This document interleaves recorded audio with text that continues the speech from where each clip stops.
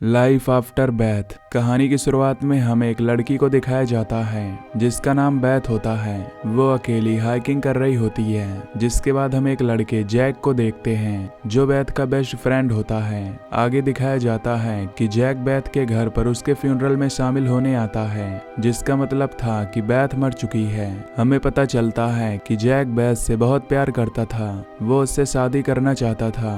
इस वजह से उसे बैथ को भूलना मुश्किल हो रहा था। वो बैथ की यादों में खोया रहता था और हर वक्त उसी के बारे में सोचता रहता था। साथ ही उसकी याद आने पर जैक बैथ के घर चला जाता था ताकि उसे कुछ सुकून मिल सके।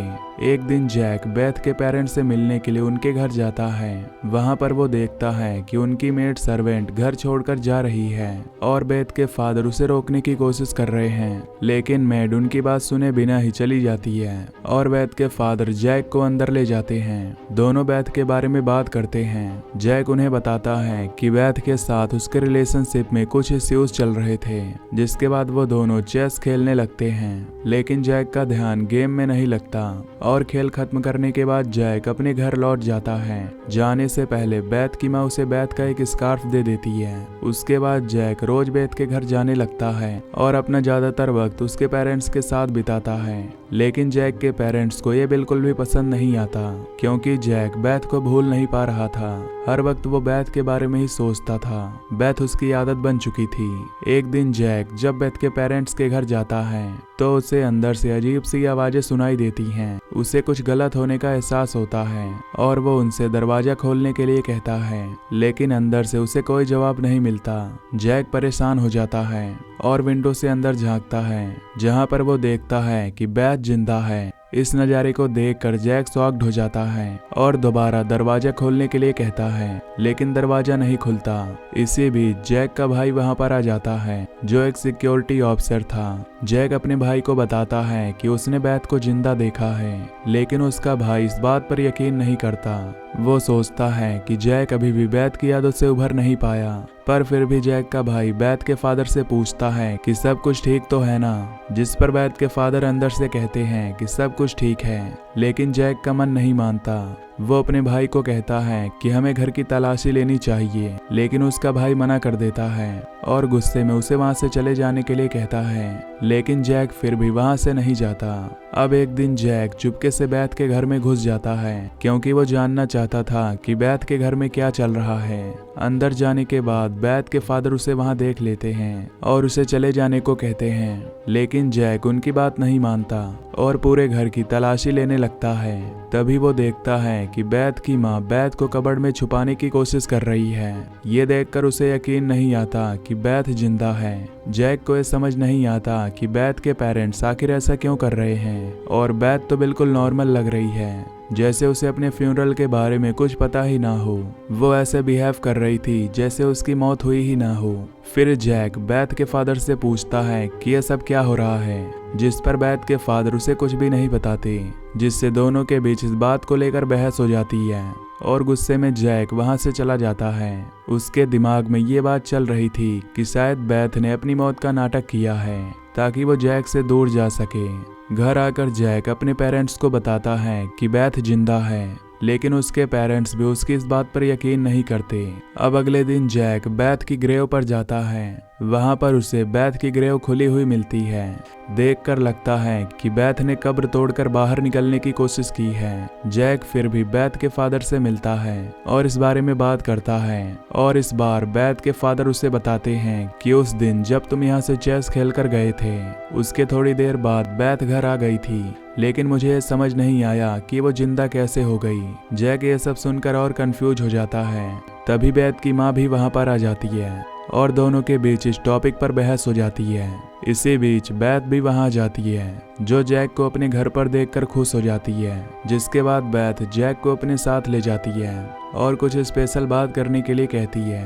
अंदर जाकर बैथ उससे पूछती है कि तुम ऐसे क्यों बिहेव कर रहे हो, लेकिन सच में जैक उस वक्त बैथ से डरा होता है। वो सिर्फ ये पूछता है कि क्या तुम्हें याद नहीं कि पिछले हफ्ते तुम्हारे साथ क्या हुआ था। बैथ कहती है कि नहीं, मुझे कुछ याद नहीं, जिसके बाद वो दोनों एक दूसरे के साथ अपने इमोशन शेयर करते हैं। अब जैक और बैथ एक साथ टाइम स्पेंड करते हैं और जब जैक उसे हाइकिंग पर ले जाना चाहता है तब बेथ के पेरेंट्स उसे मना कर देते हैं कि दिन के वक्त वो बेथ के साथ बाहर नहीं जा सकता। पर फिर भी जैक बेथ को स्विमिंग पूल में ले जाता है। वहां वो दोनों बातें करते हैं। तभी जैक को बेथ के पैर पर एक चोट का निशान दिखाई देता है, जैसे किसी ज़ॉम्बी ने काटा हो। जैक उससे पूछता है कि क्या तुम मुझे खाना चाहती हो, लेकिन बेथ फौरन ही भूल जाती है कि वो किस टॉपिक पर बात कर रहे थे। जैक को लगता है कि वो थोड़ा अजीब बिहेव कर रही है, वो पहले तो ऐसी नहीं थी, और जैक इस चीज को ऑकवर्ड महसूस करता है। लेकिन फिर भी दोनों एक साथ वक्त बिताते हैं, जिसके बाद जैक अपने घर लौट जाता है। नेक्स्ट डे जब वो बेथ से मिलने जा रहा होता है तब एक पोस्टमैन उसके घर आता है, जो उसे कई सारे लेटर्स डिलीवर करके चला जाता है। जैक ने अपने स्कूल के बाद से कभी उस पोस्टमैन को नहीं देखा था, इसीलिए इतने सालों बाद उसे देखकर वो शॉक्ड रहता है। उसके बाद जैक फिर बेथ के फादर से मिलता है और कहता है कि हमें बेथ को उसके डेथ के बारे में सब कुछ बता देना चाहिए। पर बेथ के फादर फौरन मना कर देते हैं, क्योंकि वो बेथ को स्ट्रेस में नहीं डालना चाहते थे।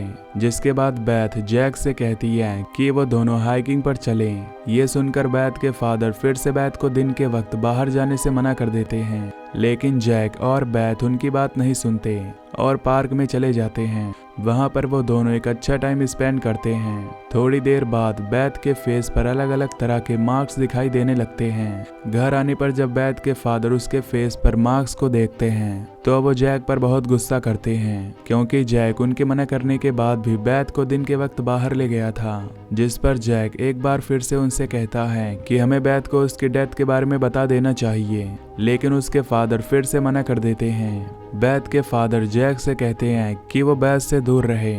वो जैक को वार्निंग भी देते हैं, पर जैक उनकी कोई बात नहीं मानता और अगले दिन चुपके से बेथ से मिलने चला जाता है। वो बेथ को सरप्राइज देने के लिए समंदर के किनारे ले जाता है, जहां पर जैक गिटार बजाते हुए गाना गाने लगता है। लेकिन बेथ को जैक का गाना पसंद नहीं आता, जिससे उसका मूड खराब हो जाता है।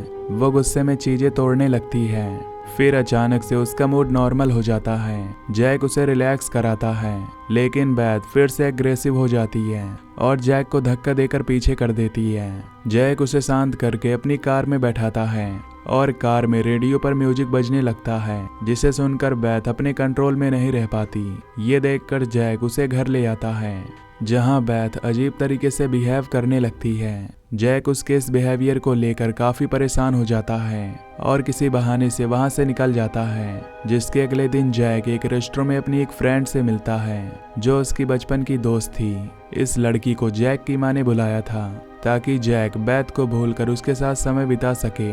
जब दोनों बातें कर रहे होते हैं तो वहां पर रेस्टोरेंट का ओनर अजीब बिहेव करने लगता है, जिस पर जैक अपनी दोस्त से पूछता है कि तुमने कुछ ऑब्जर्व किया क्या, कुछ लोग जो मर चुके हैं वो वापस जिंदा हो रहे हैं। लेकिन उसकी दोस्त इस बात को समझ नहीं पाती, वो कोई जवाब नहीं देती। फिर जब जैक वहां से अपनी कार चला रहा होता है तब बेथ अचानक उसकी कार के सामने आ जाती है और जैक की कार बेथ के ऊपर से गुजर जाती है। लेकिन सरप्राइजिंगली बेथ को कोई चोट नहीं लगती। जैक उसे फौरन कार के नीचे से निकालता है, पर बेथ बिल्कुल ठीक होती है, उसे कोई चोट नहीं आती। उसके बाद बेथ जैक से बात करना शुरू करती है और इसी दौरान जैक की फीमेल फ्रेंड भी वहां पर आ जाती है। उसे देखकर बेथ समझ जाती है कि जैक किसी और लड़की के साथ एंजॉय कर रहा है। इस बात पर बेथ गुस्से में आ जाती है। जैक उसे समझाने की कोशिश करता है कि ऐसा कुछ नहीं है, ये सिर्फ मेरी बचपन की दोस्त है। फिर जैक अपनी फीमेल फ्रेंड से इंट्रोडक्शन करवाते हुए कहता है